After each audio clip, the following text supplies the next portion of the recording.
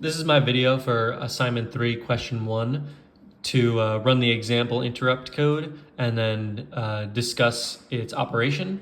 So for the button we're using C13 and for the LED we're using A5. Both of those are the onboard button and LED. This function here enables the clock for the LED for the pin, sets it as an output, and then sets the output to a push-pull configuration.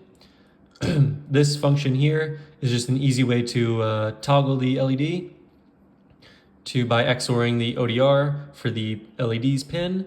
And then this function here is actually what sets up the button's pin along with the interrupt. This turns the clock on for the port C.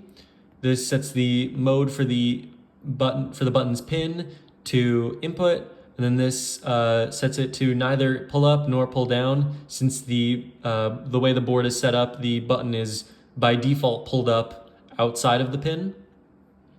And then this enables interrupts 10 through 15. And since we're using button pin 13, that falls within this range. So we need to do from 10 to 15.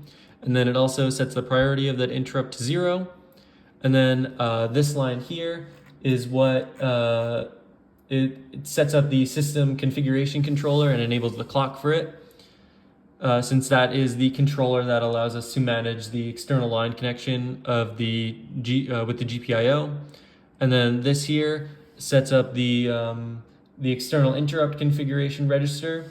And the third spot of it is where you would set up the multiplexer, or choose which port the multiplexer that goes into that line is from.